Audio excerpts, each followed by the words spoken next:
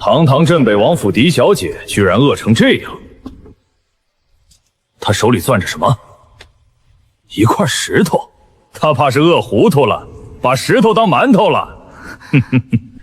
若能重来一次，我绝不要再这样活。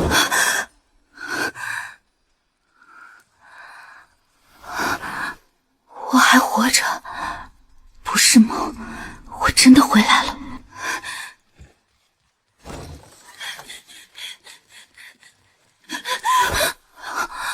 小姐，晴儿，你还活着？小姐，您怎么了？快去叫刘管家。现在？现在，立刻！小姐，您是不是做噩梦了？别问，快去！3天，还有3天，王府就要被抄。这一世，我不能再等着别人来救。小姐，这么晚了，您叫老奴过来，是出了什么事？去库房。库房？把库房里的金银珠宝、古玩字画全部出手。小姐，您说什么？全部，一件都不留，1两银子都不留。小姐使不得呀，那些都是王府的根基，王爷知道了，老奴担不起这个罪呀。父亲那边我去说。小姐，您不能冲动啊。刘管家，你南城金丝巷里那位夫人，还有那个3岁的孩子，最近还好吗？小姐，您怎么会知道？我知道的远不止这些。照我说的办，你和你的家人或许还能有活路。老奴明白了。小姐，您到底要做什么？救命！救我们所有人的命！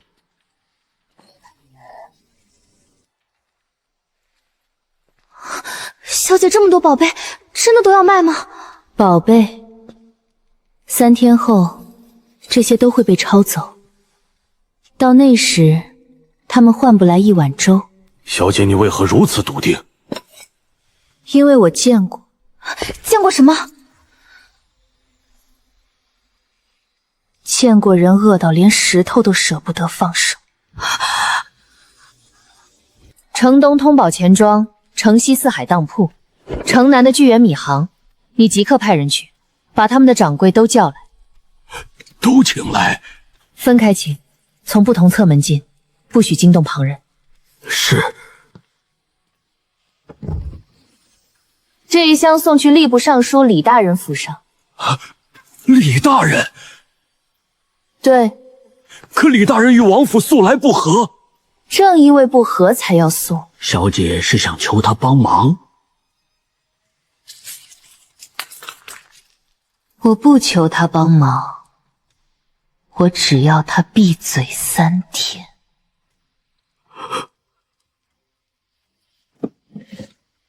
这个交给城北洋人张哈子。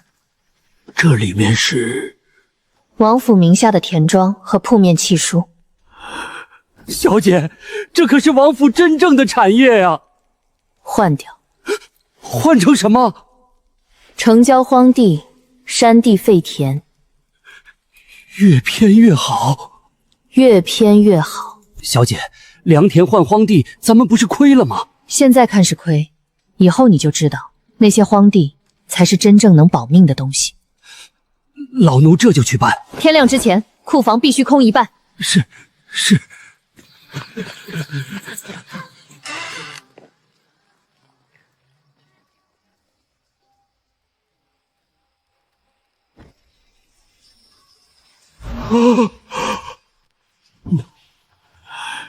沈小姐，您真要全卖？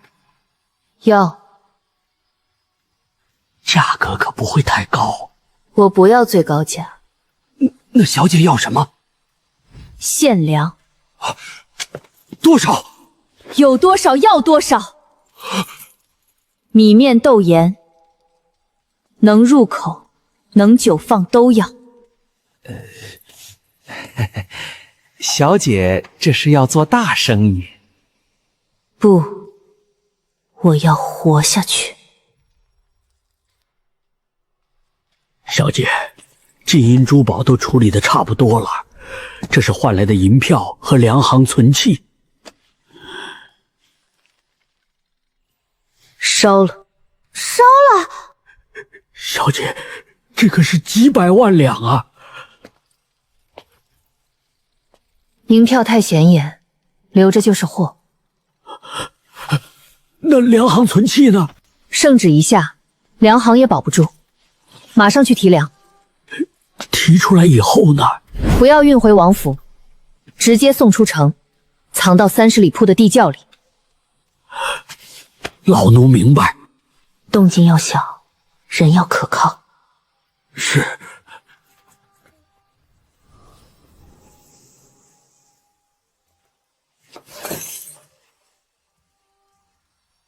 小姐，王府真的会出事吗？会。那王爷呢？他很快就会回来。小姐不好了，王爷连夜从军营赶回来了，已经到府门口了。来得正好。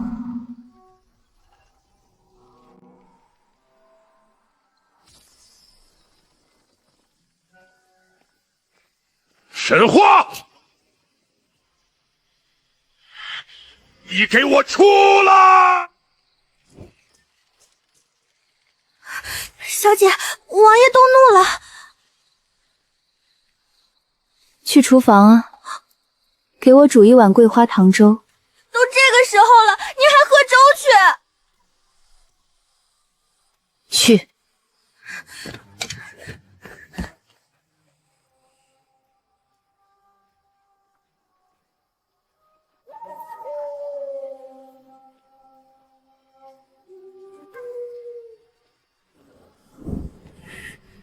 逆女！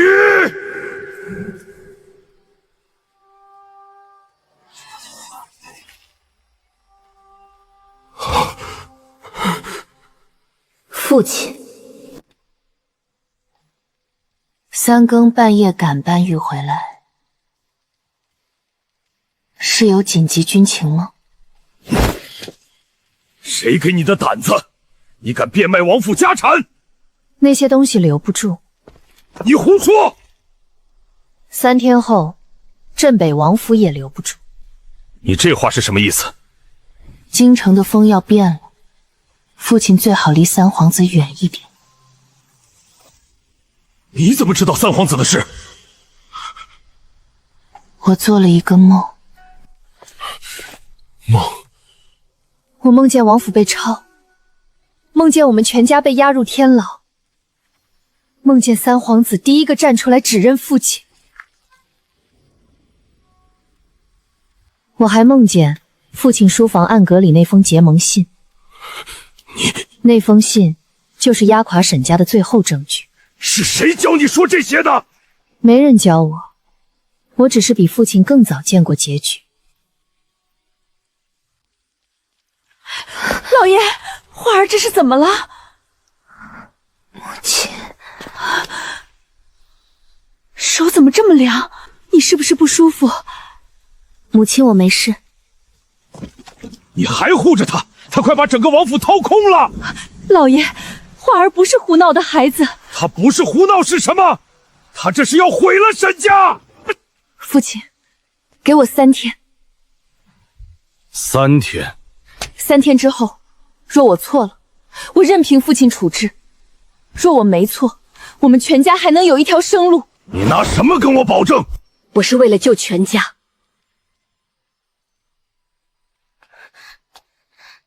小姐，粥来了。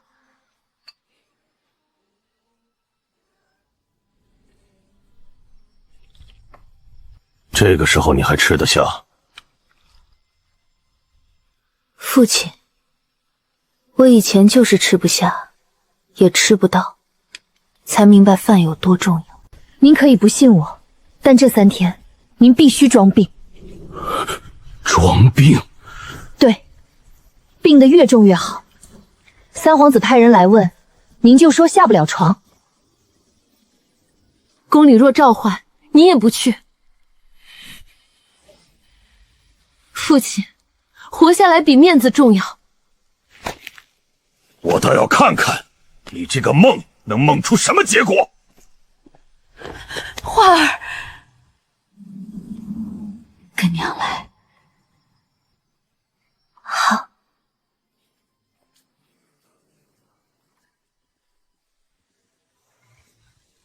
花儿，你告诉娘，今晚这些事到底是怎么回事？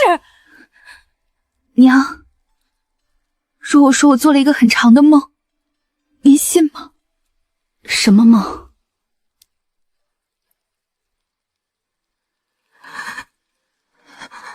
我梦见3天后，一道圣旨进府，说父亲勾结三皇子，意图犯上。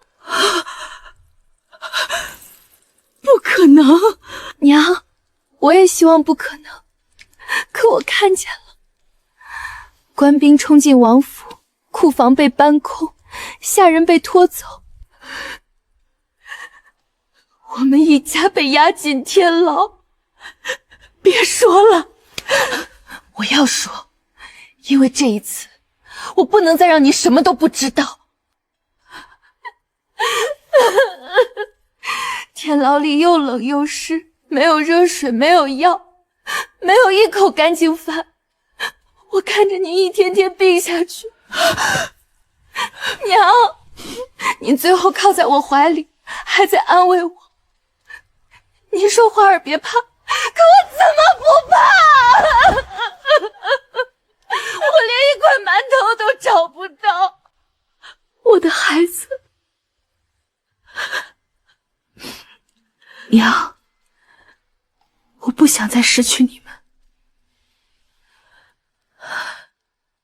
可这些也许只是梦。娘还记得您的紫檀首饰盒吗？盒底祥云纹那里有一个暗格，里面有外祖父留给您的信，信上写着：若沈家有难，就去城西济世堂找孙掌柜。你怎么知道？梦里您临走前告诉我的。花儿，你受苦了。娘，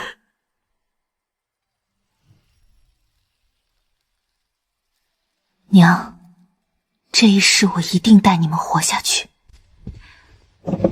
这里面是娘的私印和提己银票，不入王府公账，你拿去。娘，您不怕我错？娘信你。你要买粮，娘给你银子；你要买地，娘给你印信；你要救这个家，娘陪你。娘，咱们一家人要活就一起活。好。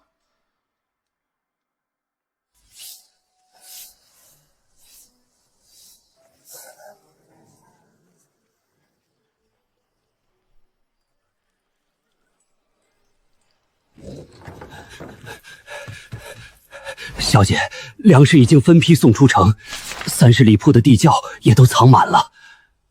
地契呢？京城里的铺面和良田都换成了城郊荒地和山地。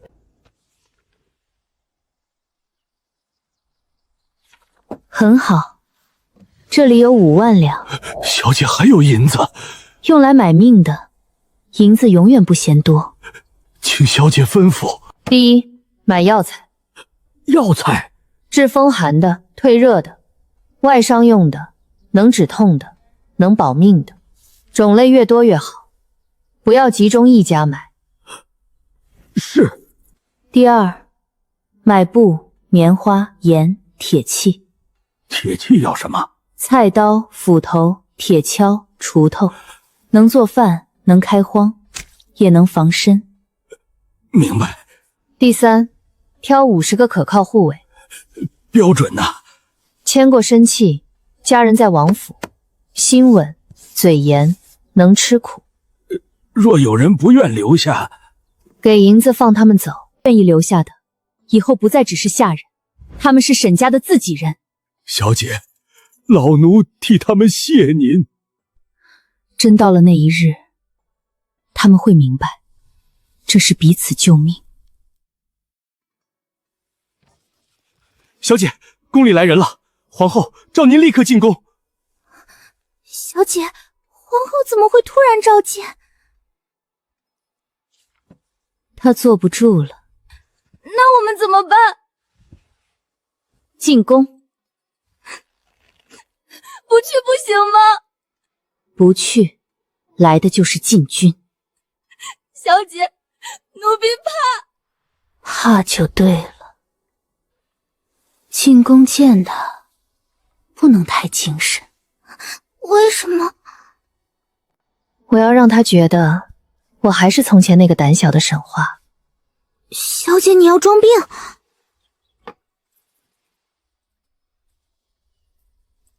不是装病，是装傻。花儿，宫里危险。娘，我知道。那你还去？皇后想看我慌不慌，我若躲，她就知道王府有事。娘，若天黑前我没回来，不许说！您听我说完。您带青儿去济世堂，什么都别带，也别等父亲。你一定会回来。我会尽力。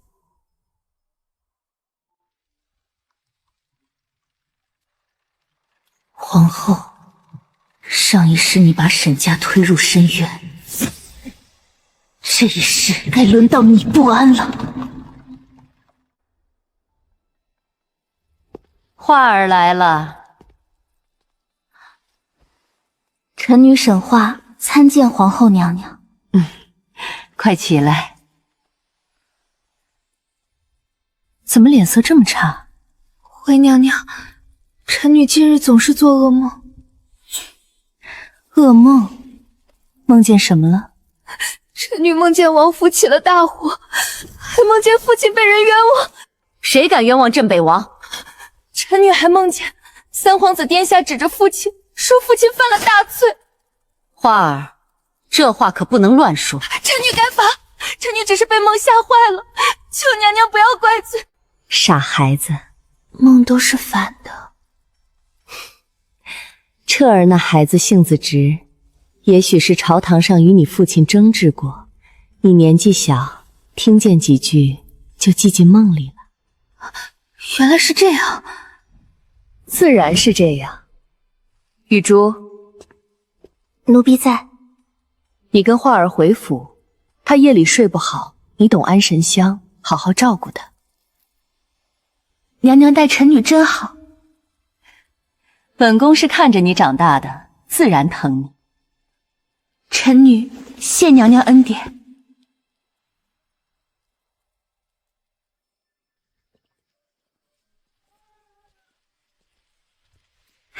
小姐，您终于出来了。这位是？回府再说。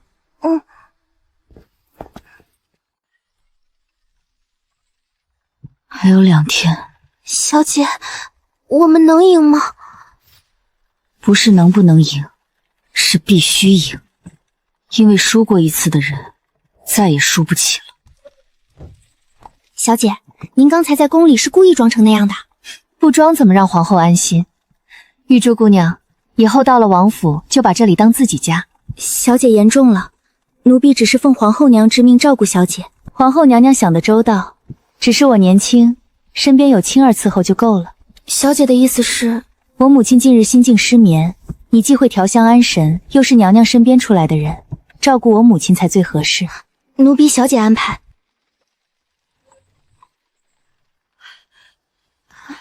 花儿，你可算回来了。娘，我没事。这位是皇后赏的人。娘，玉珠姑娘最会调理心神，以后就让她寸步不离照顾您。那正好，我这几日总睡不安稳。玉珠姑娘，你随我来吧。是。小姐，把她放到夫人身边安全吗？母亲的院子是王府最严的地方，她在那里一句话都传不出去。原来小姐早就想好了。皇后送来一颗钉子，我自然要把钉子钉到她够不着的地方。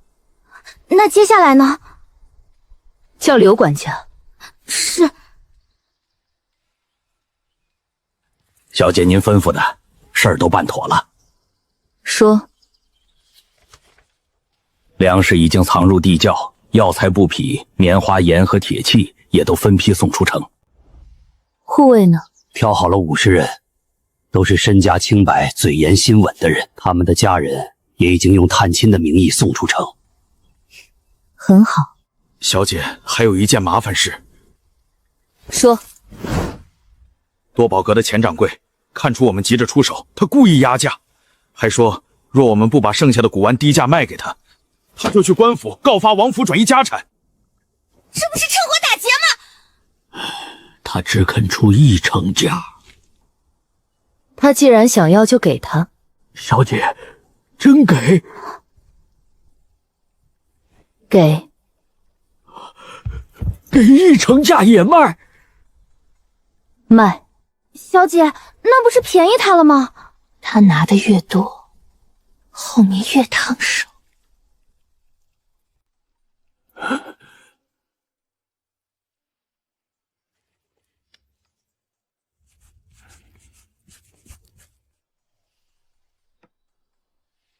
把东西给钱老板，再额外送他2件最好的。还要送？告诉他，这是封口礼。那这封信和腰牌？去城南平康坊找一个叫鬼手七的人。小姐，平康坊鱼龙混杂。正因为鱼龙混杂，才方便办事。小姐认识鬼手七？以前他欠过我人情，把信给他，他知道怎么做。小姐想让他……我不想听过程，我只要明天天亮之前，钱掌柜再也没机会开口。老奴明白。小姐，您怕吗？怕。可我更怕，重来一次还保护不了你。奴婢会一直跟着小姐。那就活着跟。奴婢一定活着。你进宫见了皇后？见了。她跟你说了什么？他问我是不是做了噩梦，我告诉他，梦见王府被抄。你疯了！我若不说，他会更怀疑。那他信了？他信我胆小，也信我蠢。他送来的那个宫女呢？安排到母亲院里了。眼线。是。不行，我必须去找三皇子问清楚。站住！你敢命令我？父亲现在去就是送死。你放肆！你想问什么？问三皇子是不是要害沈家，还是问他打算什么时候把您当弃子？皇后今日召我，就是试探。他们已经准备动手了，您现在找上门，正好给他们递刀。那你说我该怎么办？等。等？对，从现在开始，父亲病了，重病不能见人，任何人来探望都让母亲挡回去。我堂堂镇北王，装病躲在府里，活着比体面重要。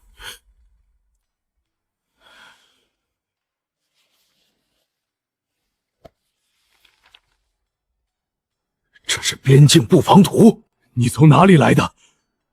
父亲不用管我从哪里来，您只要知道三皇子手里也有一份。不可能，他已经派人送去了北蛮。这个小畜生！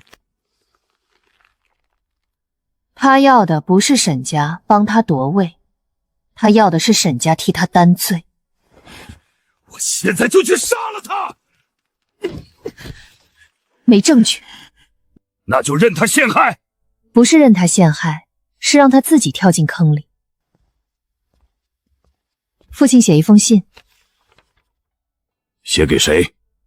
写给您最信任的副将张叔，告诉他京城有变，让他立刻带可信将士退守烟云关。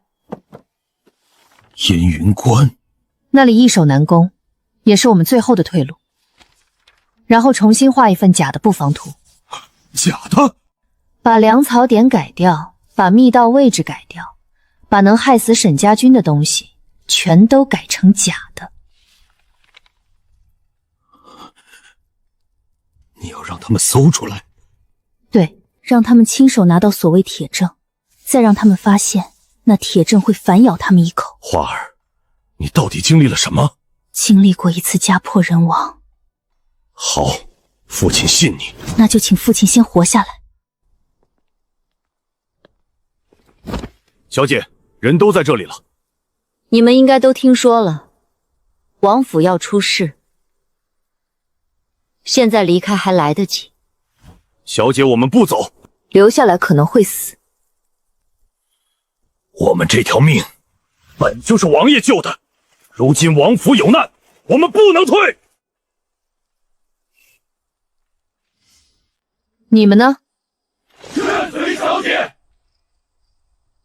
好，从今以后，你们不是王府下人，你们是沈家新家园的第一批人。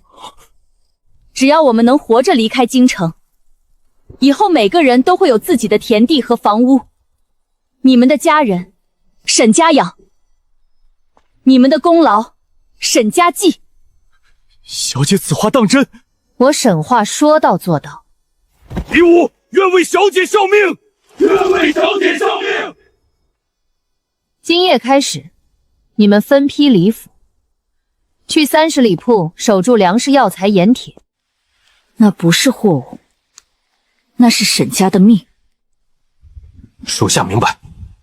还有，不到最后一刻，不许回京。若小姐被困呢？那就更不能回来。你们在外面，沈家才有根。你们若回来陪死，我之前做的一切就全白费了。属下听命。都起来吧。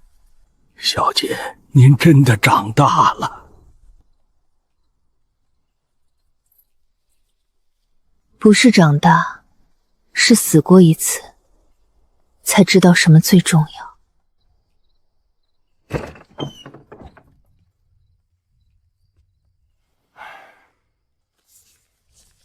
这是给张副将的亲笔信，我会让最可靠的人送出去。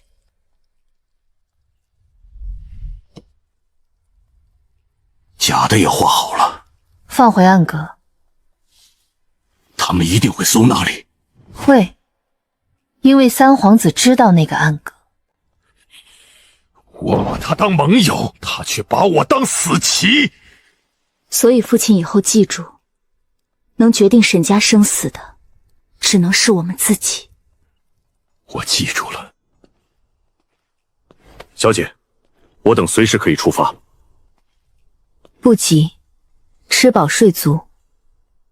今夜子时从密道走。是。钱掌柜那边如何了？办妥了。知道了。小姐，您会不会觉得……刘叔，我不是从前那个只会心软的人了。我怕外面没人守粮，怕那些护卫群龙无首，怕我出来时沈家什么都没了。刘叔，你是总管家，你在外面才是帮我。老奴明白了。老奴在外面等小姐回来。一定要等。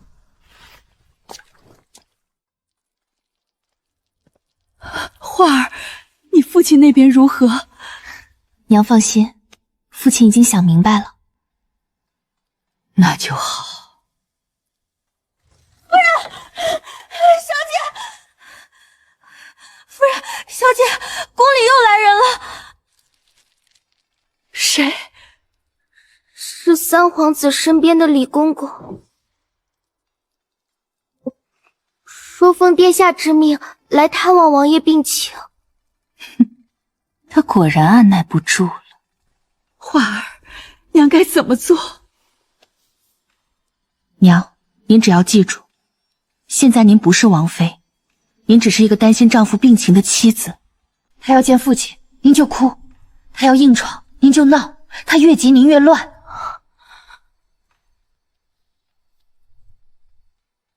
娘懂了。咱家见过王妃，见过沈小姐。公公客气。三殿下听闻王爷病重，心里担心得很，特命咱家来看看。殿下有心了。王爷现在何处？在书房静养。那咱家进去看一眼。不可。王妃这是何意？太医说了，老爷不能见风，也不能受惊。咱家又不是外人，看一眼就走。公公，您这是要逼死我们吗？老爷如今就剩半口气，你若硬闯进了他有个好歹，我也不活了。娘，您别急，父亲还病着，您不能再倒下。我怎么能不急？你父亲一辈子忠心为国，如今病倒在床，还要被人逼着见客。王妃慎言。我只是一个妇道人家，我不懂朝堂，我只知道我丈夫病得快没命了。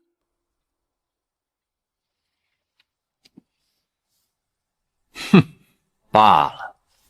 既然王爷病得如此重，咱家就不打扰了。多谢公公体谅。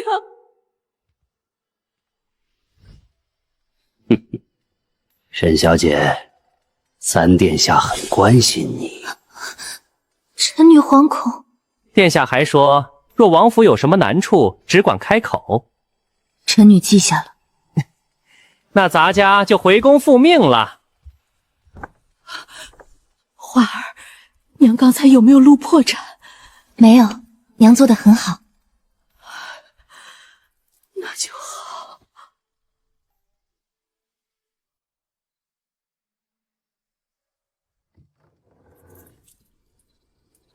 小姐，老奴在30里铺等您。守好那里。老奴用命守。不，我要你活着守。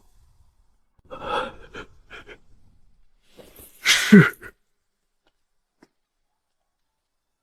小姐，他们真的能平安到吗？能。那我们呢？我们也会。可是天牢……青儿，记住这一次，我们不是被拖进天牢，是自己走进去。只有进去了，才能让他们以为沈家彻底输了。然后呢？然后等他们得意忘形，等他们亲手露出破绽。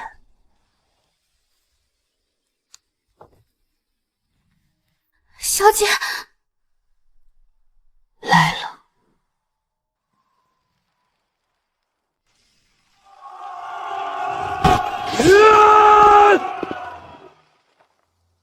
3天，那箱珠宝果然只买来了3天安静，但3天已经够了。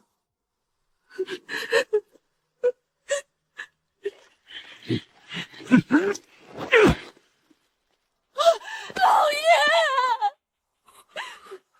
我没事。奉天承运，皇帝诏曰：镇北王沈廷身为藩王，不思报国，暗中勾结，意图犯上，私通北蛮，出卖军情，罪证确凿，天地不容。念其曾有军功，暂不处决，将沈家满门打入天牢，听候发落。府中所有家产悉数抄没，冲入国库，钦此。冤枉！我沈家世代忠良。父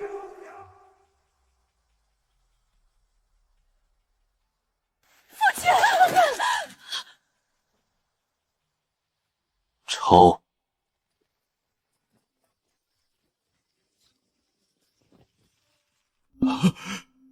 这怎么可能？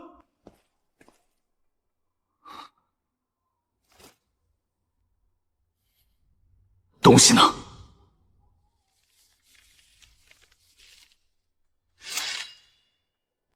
沈小姐，库房里的金银珠宝去了哪里？将军，您在说什么？王府这些年一直清贫，父亲的俸禄大半都贴补军中了。清贫？堂堂镇北王府，你跟本官说清贫？臣女不敢欺瞒。小姐，说实话，否则本将军不介意让你吃点苦头。臣女真的不知道。将军，说，书房暗壳里搜到一封密信，还有一张边境布防图。好，这就是铁证。鱼儿终于咬钩了。将军书房暗格里搜到的就是这个，这就是证据。沈婷暗中勾结三皇子，私送边将布防图。如今人证物证俱在，他还有什么话可说？李崇，你这是栽赃！哼，王爷，东西是在你书房暗格里搜出来的，你还想抵赖？老爷病成这样，哪里还有力气做这些事？王妃不必哭，留着到天牢里慢慢说吧。沈小姐，你似乎一点都不意外。将军，臣女只是怕什么？怕我们沈家真的没有活路了。带走。那王府库房呢？库房已经空了，一定是他们提前转移了财物。那就查。但现在先把人押入天牢。花儿，娘，记住我说过的话。父亲从现在开始，您什么都不要说。我明白。您病得很重，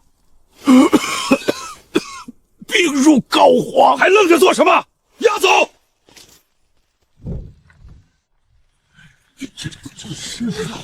镇北王府也有今日，听说是犯了大罪。别胡说！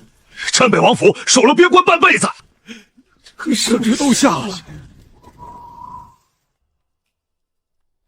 启禀陛下，臣奉旨查抄镇北王府，在沈婷书房暗格中搜到密信与北境布防图。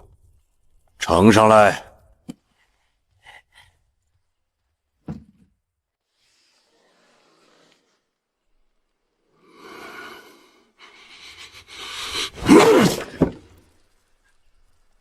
真的好儿子，真的好藩王。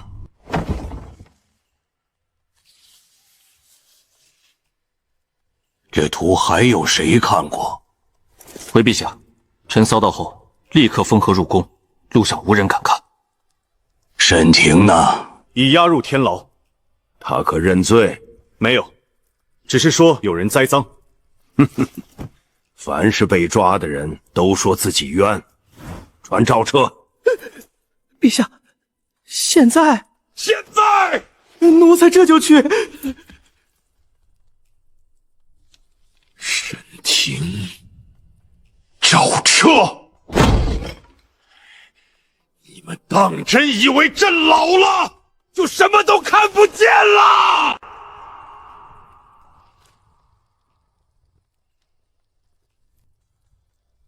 今晚御书房里必定要变天。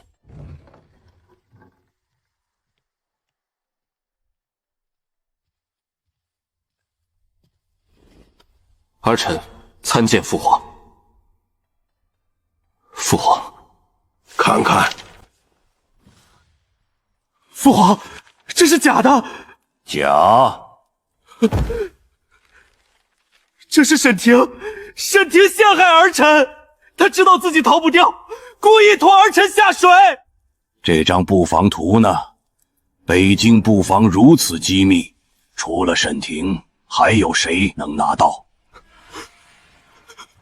又是谁有本事把他送到北蛮那边？不是儿臣，不是你。儿臣对天发誓，你和沈婷暗中往来，真当朕不知道？你这些年拉拢军中旧部，收买朝臣，铲除异己，朕不是不知道。朕只是想看你到底能走到哪一步。父皇，儿臣只是想替您分忧。分忧？哼，你这叫分忧？你这是拿大周江山做赌。父皇，一定是太子在背后陷害！住口！事到如今，你还想攀咬别人？父皇，儿臣冤枉！来人！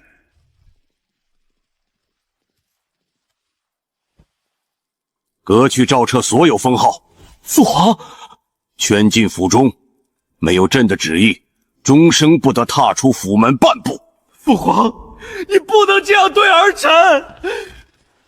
父皇，儿臣是被冤枉的，是沈家害我。金不换，臣在。天牢那边暂时别动沈家。陛下的意思是？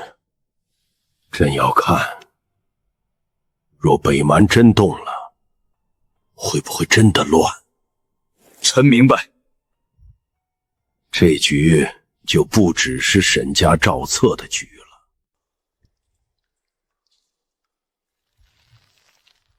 欺人太甚！老爷别动气。我镇守边关半生，到头来竟落到这种地步。小姐别吃了。为什么不吃？这怎么能吃？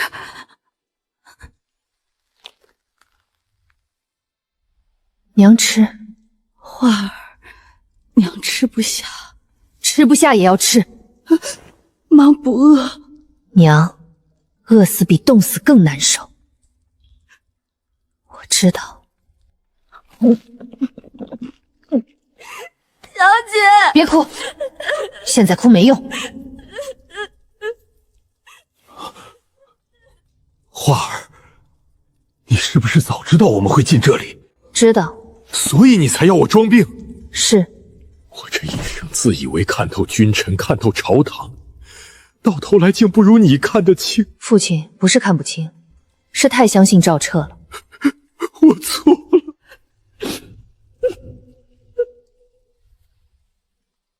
活着记住。接下来我们该怎么办？等。对，等赵彻倒。北京乱了，等皇帝亲自来找我们。皇帝会来？会。因为北京一旦乱了，只有父亲能收拾。可我已经是阶下囚。那就让皇帝亲手把您请出去。小姐，您真的什么都算到了？我不是算到。我是死过一次，梦里死前的每一天，我都记得。我的孩子，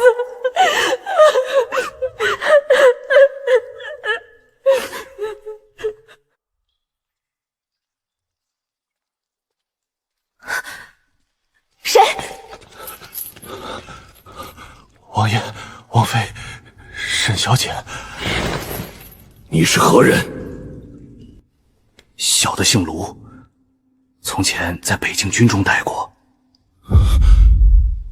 北京当年大雪封山，小的差点饿死，是王爷路过军营，赏了小的一口热饭。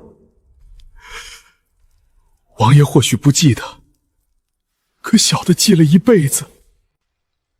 这是一只烧鸡，不是什么好东西，可天牢里能弄到这个已经不容易了。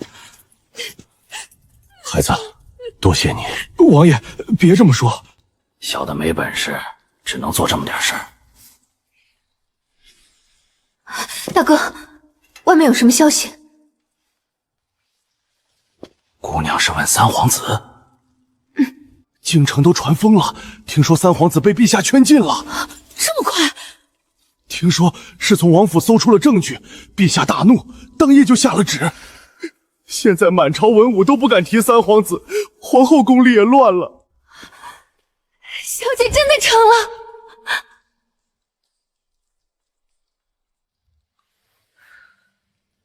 只是第一步。第一步？北境呢？北京暂时没消息，应该还太平。太平不了多久。姑娘，您这话是什么意思？小姐，您吃？都吃，吃饱才有力气等。我以为沈家完了，还没。花儿，你到底还藏了多少后手？够让沈家活下来，也够让京城翻天。他们先要沈家的命，我只是把刀还回去。快进牢门！北京出事了！北京出事了？出什么事了？是不是打仗了？京城会不会也乱？小姐，别怕。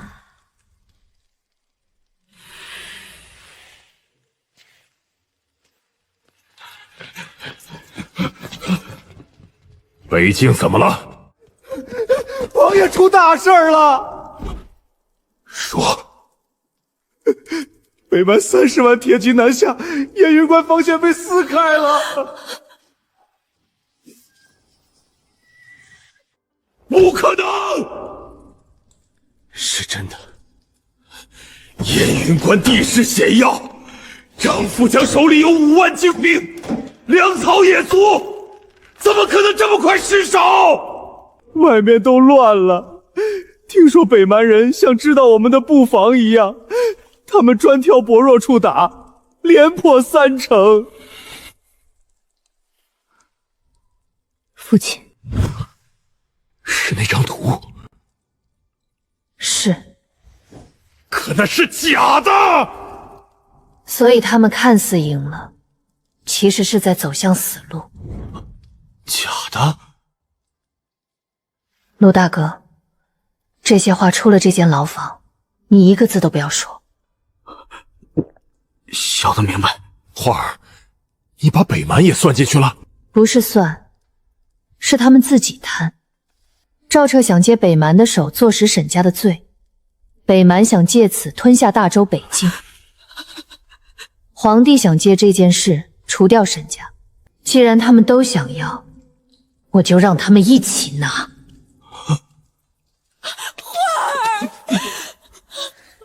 娘，别怕，最难熬的时候很快就过去了。那张副将呢？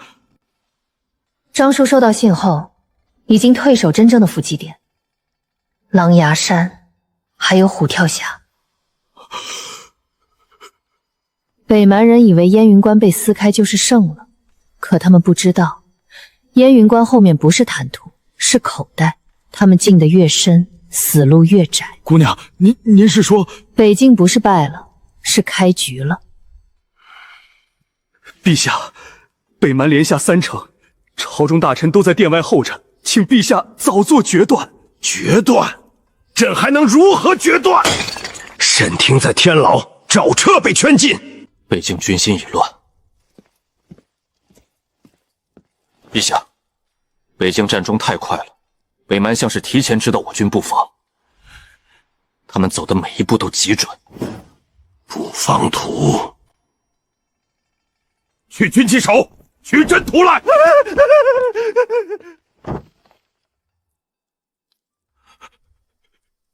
假的？什么？这里标的是粮草大营，可真图上这里是荒地。这里标的是密道，可真图上这是死路。还有这里，图上写着防守薄弱，可真图上，这是沈家军设伏最严的地方。这不是布防图，这是诱敌图。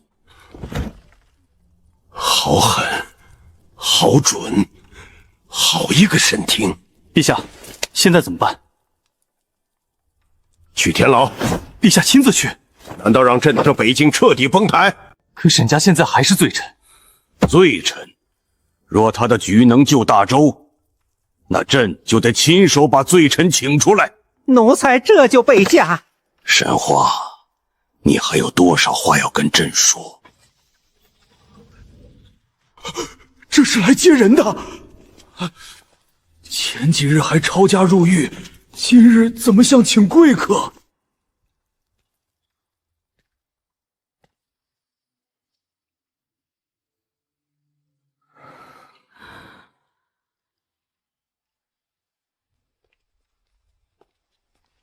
奴才参见镇北王。陛下有旨，前番之事都是误会，特命奴才迎王爷、王妃、沈小姐出狱。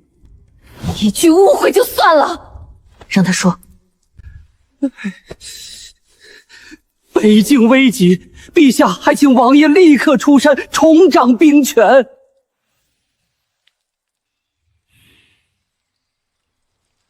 抄家是误会，入狱是误会，那我沈家的清白也是误会。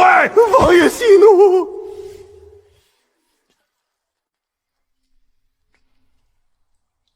李公公，想让我父亲出山可以，但我有3个条件。沈小姐，请说。第一，陛下亲下罪己诏。罪己诏？对，昭告天下，沈家无罪，镇北王没有通敌，是陛下误信小人，错判忠良。沈小姐，这可是天子颜面。沈家满门清白就不是颜面。第二，小姐请讲。构陷沈家的人，请圣上定夺。多宝阁前掌柜、吏部尚书李崇，按律重处。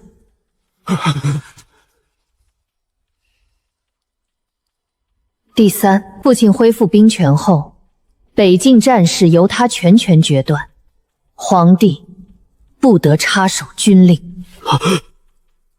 沈小姐这话太重了。战场之上，军令反复，害的是将士性命。陛下若信我父亲，就交权；若不信，就另请高明。若陛下不答应呢？那我们沈家就继续住在天牢，正好看看北境能乱到哪一步。话带到。小姐，陛下会答应吗？会。为什么？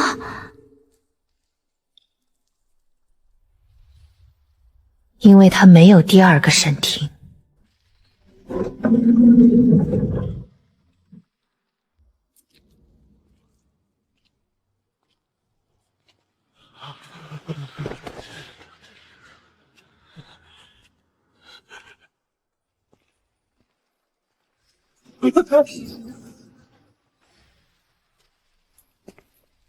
沈爱卿，前世是朕错了，朕误信谗言，错判忠良，让沈家受辱，也让北境陷入危局，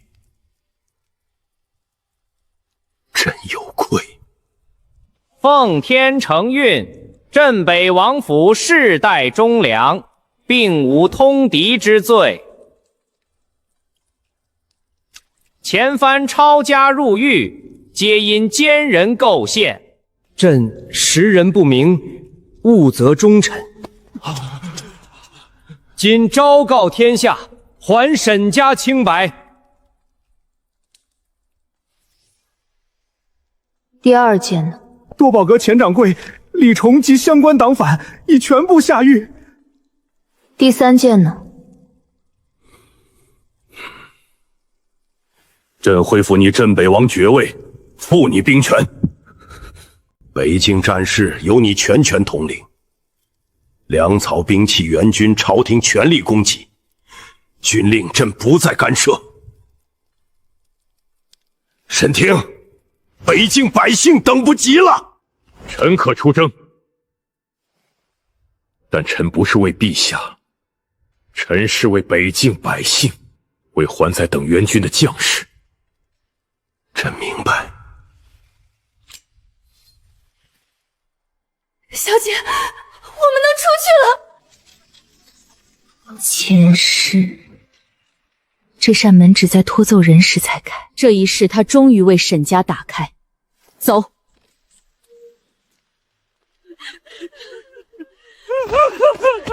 镇北王是冤枉的，镇北王是冤枉的。小姐，他们把家翻成这样了，坏了就不要了。娘，这里不是我们的根。父亲出征北境，我带母亲去30里铺。你不留京城？不留。京城能抄沈家一次，就能抄第二次。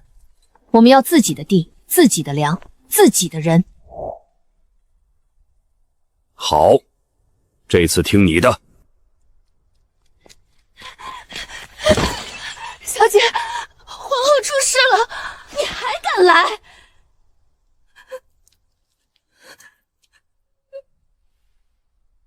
说，皇后买通天牢的人想对沈家下手，被陛下抓个正着。如今皇后被打入冷宫，三皇子也被终生幽禁。自作自受。这些是皇帝让你告诉我的。小姐明鉴，我在天牢里说的3条条件，你也传给了皇帝。是，小姐，他被逐。他做得很好。他若不传，皇帝不会知道我的底线，他也不会这么快低头。从今以后，你不用回宫。小姐要如何处置奴婢？留在母亲身边，做掌事。奴婢一定忠心。我不怕你聪明，我只怕你站错边。奴婢记住了。北蛮以为破了这里就能长驱直入，其实呢？狼牙山、虎跳峡，张叔的人就藏在这里。假布防图，给他们看的是生路，真正等着他们的是口袋。你要围他们？不是围，是等他们自己钻进来。若他们不进呢？他们会进，因为图上标了粮草大营。可那里没有粮。对，那里只有伏兵。这是给张叔的第2封信。写了什么？告诉他，北蛮主帅不到不收网。花儿，你这一局太险。父亲，我已经输过一次，这一次我不想小赢。好，父亲信你。那就请父亲记住。什么？别急着赢，先让他们以为自己赢了。大周人果然只会内斗。前方就是粮草大营，可后军还没跟上。不等！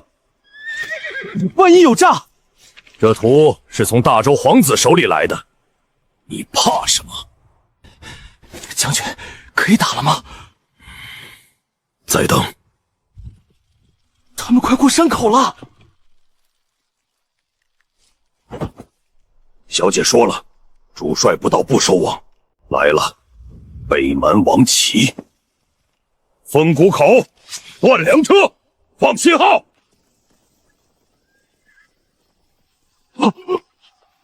参与，后路断了，粮车也没了。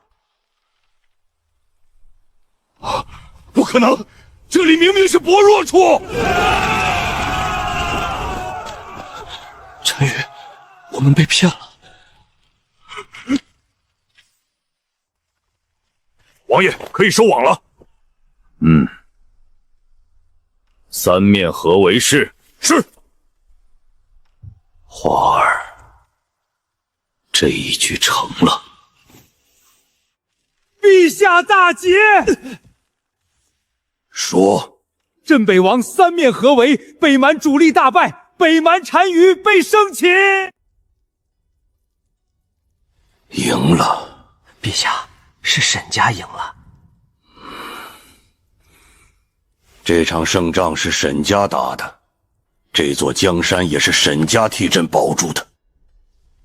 传旨，朕亲自出城，迎镇北王凯旋。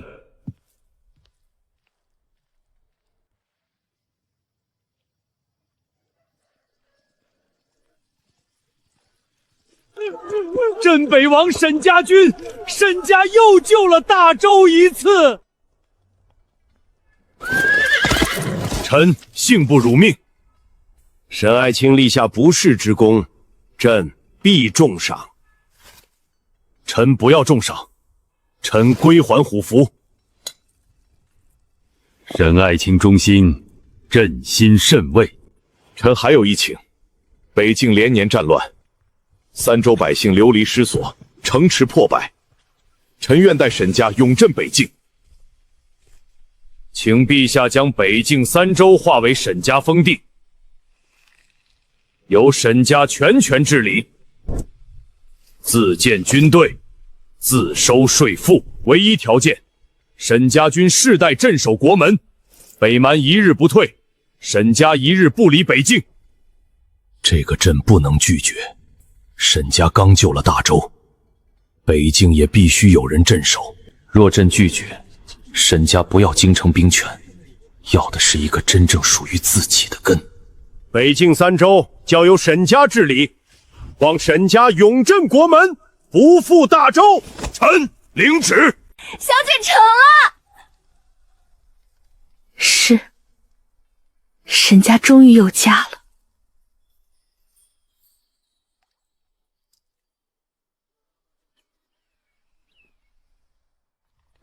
这一次不是被押走，不是被驱逐，而是堂堂正正的离开。小姐，东西都收好了。贵重摆设少带。老奴明白。书籍、药材、农具、账册都要带走。小姐，这个呢？要带吗？拿去换2种。还是换粮啊？对，以后看见漂亮东西，先想想换多少粮。奴婢记住了。住了这么多年，这要走了，心里还是空落落的。娘舍不得。不是舍不得，只是觉得一场梦终于醒了。以后会有新的地方。老爷，真的不后悔。后悔什么？放下京城的一切。这里给过我荣耀，也差点埋了我们一家，不留也罢。花儿说的对，京城不是根，北境才是。北境才是。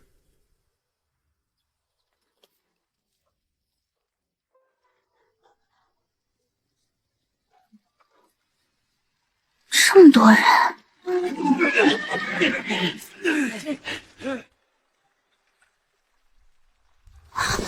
小姐，好多人啊！人多才有希望。他们都信小姐。前路凶险，仅凭一人之威望，如何能庇护这数万生灵？不是信我，那信什么？信能活下去。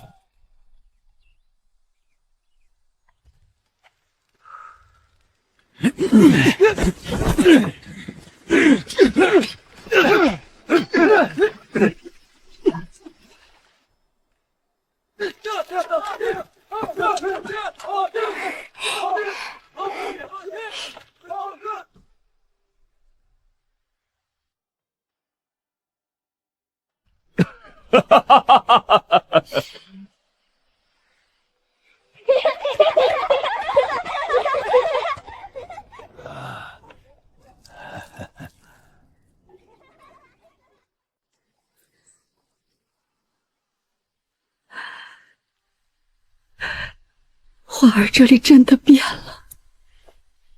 才刚开始。小姐，北京三州那边也派人送来了名册和土地图。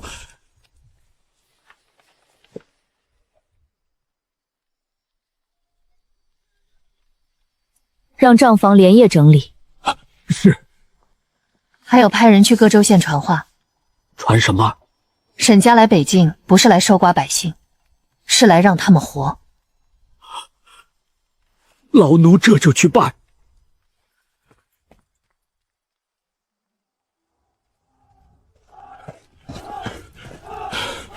王爷，以后别总叫王爷，这里不是京城。那叫什么？叫主帅吧。小姐，张叔不用多礼。北境这一仗，若没有小姐那张图，我们赢不了这么彻底。赢仗的是你们，不齐的是小姐。张叔，接下来还有一场更难的仗。北蛮还有后手？不是北蛮。那是什么？是荒地。守住一处地方难，让乡民安心过日子更难。这里空了太久，田要重新开，人要重新聚，粮也要一点点攒起来。若只把人安在这里，却没有田，没有粮，没有活路，这片地方迟早留不住人。小姐想怎么做？第一，开荒；第二，修渠；第三，建粮仓；第四，设义学；第五，重编边军。唉，这么多事，不是1年能成的。那就3年，3年不够就5年。前世我死在一块石头旁边，这一世，我要让北京再也没有人把石头当馒头。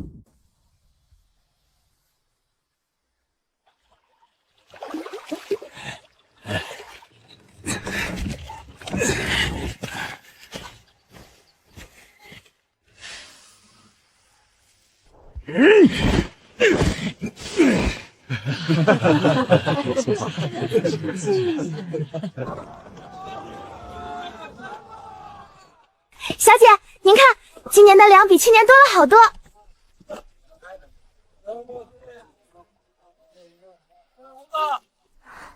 小姐，真好。什么真好？能握住米，比握住石头好。小姐以后再也不会了。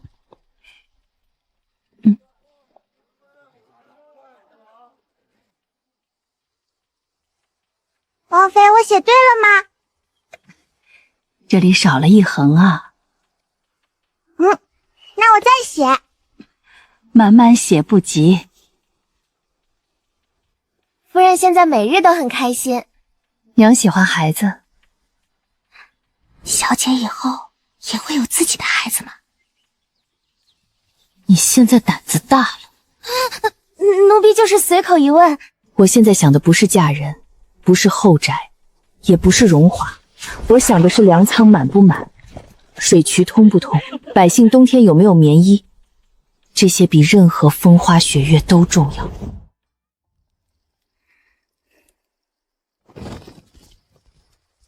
花儿，父亲，北蛮派使者来了。他们又要打？不，他们求和。哈哈哈！这一战把他们打怕了。听说北蛮王庭如今乱得很。求和可以，条件呢？边境互市。他们刚败，我们不趁机多要些赔偿？赔偿要，但不能只要金银。你想要什么？牛羊、马匹皮毛，还有2种。2种？北疆地寒，有些种子比中原种子更耐寒。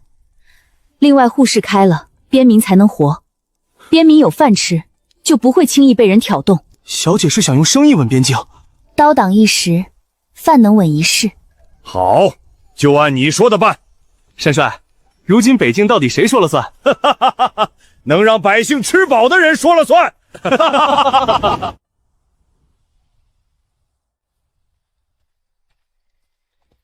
小姐，您怎么还留着这个？提醒自己。提醒什么？提醒我不能忘。小姐，现在都好了。